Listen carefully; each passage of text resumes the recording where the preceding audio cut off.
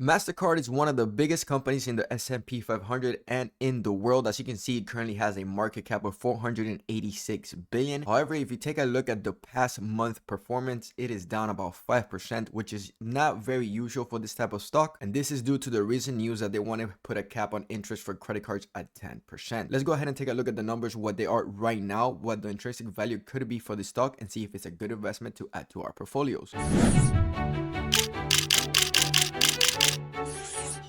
Now, before we get to the actual intrinsic value that we're going to see for the stock, we're going to be taking a look at three scenarios. It's going to be the base case for the stock, the best case, and then the worst case scenario for the intrinsic value. Before we get to that, let's go ahead and take a look at the average of the valuation of this company. As you can see, this gray line here is what the intrinsic value should be, or the average. And when it's red over here, it means that the company has been overvalued. And this little green here, it was when it was undervalued. As you can see, for most of the time, this stock has been overvalued, and it usually does so very well above the average line. So let's go ahead and take a look to see what Wall Street investors are saying about this stock and the recent drop. For example, it has a Wall Street rating out of 5 of 4.46. This consists of a total of 39 analysts in the last 90 days. There's 26 of them that say the stock is a strong buy, 5 say it's a buy, 8 say it's a hold without 0 strong sells or 0 sales in general. Now, I like to invest in companies that have divergence in their price with their financials or their fundamentals. For example, as you can see, currently the stock is dropping down in price. However, they still maintain and are increasing their EPS. To me, this is a good sign. That means that the problem with the company or the reason why the stock price is falling doesn't mean it has to be the EPS.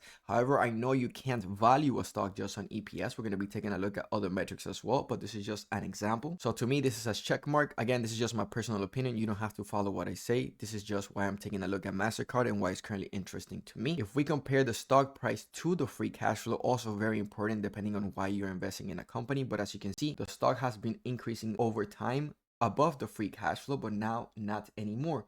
Again, the stock increased free cash flow, but now the price is dropping. We're going to be taking a look at more of those charts real quick, comparing it to the price. But if we take a look at the overall financials of the company, we can see that revenue is up 12%. Operating income is up about 13%. Net income is up 15%. Now, another comparison that we can take a look at is going to be the revenue. So you might think, okay, if a company decreases its revenue, then the stock price makes sense for it to drop, of course, but that's not the case. Revenue has been increasing, and again, the stock price is dropping. Same scenario for the gross profit. You could say that if gross profit is going to be less and less, then there's a reason for investors to be scared and not buy the company, hence the stock might go down. But that's still not the case. The stock price is dropping, but the gross profit is still increasing. And like we mentioned before, this is a huge company and they still manage to have more assets than liability. Currently, they have $43.3 billion in assets and about $45.4 billion in liabilities. Now, again, to the point, if you compare it to the operating income, you could say, okay, operating income is down, so the stock price is going to go down, but that's still not the case either. As you can see, operating income keeps increasing as well.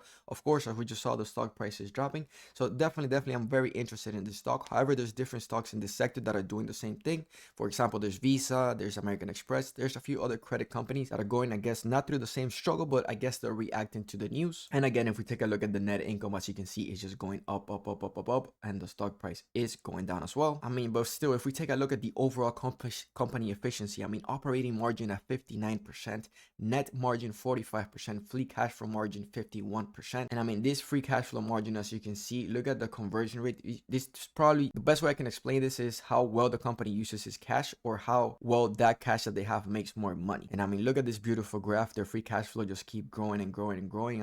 Along with their revenue, with the gross margin, everything is pretty much in the green for this company, except the stock price for the past month. Of course, that's just the past month. If we take a look at the 5-year, the max history of the chart, this company has completely outperformed. It's up 11,000% over time. Now, this isn't the intrinsic value we're going to be taking a look at, but this is the Wall Street estimates in target for the stock. We're going to see in the low end, they expect the stock to be worth about $533. At an average forecast is going to be $676, which gives you a 25% upside, and a high forecast of 806, which gives you about a 49% forecast. Now, something that I really do like about this company is that they do pay a dividend. It's only 0.58%, but the dividend is growing at a steady pace, and that's about $3.50 per share. And we're going to take a look at the 5-year KGR for this dividend as well in a second. And we're also going to take a look at the payout ratio for this company to see if the dividend that they're paying is reliable. Now, something beautiful that has me, not shaking my hands, but frothing my hands. I don't even know how you say it. They do have a company buyback yield of 2%. This means the management team, they're believe the stock is undervalued, so they're acquiring more shares to own more of their own company, which gives them a lot more value. And this is good for you as an investor if you are invested in Mastercard, because that means your piece of the pie is a little bit larger than it was, because most of the stocks is not held by investors but by the company itself, meaning that your stocks have a little bit more value, if that makes any sense. Now, taking a look at the dividend, we can see they have a dividend growth of 14 years. That means that, as it says, they've been growing their dividends for the past 14 years. Their 5-year growth rate is going to be an average of 13.94%. That means that every year the company is growing about 13% on average for the past 5 years. Okay, it could be 5% one year, it could be 25% the other. That's the average. They have a payout ratio of just 18%. Usually a good payout ratio is below 60-65%. This company doesn't even have a 20% payout ratio.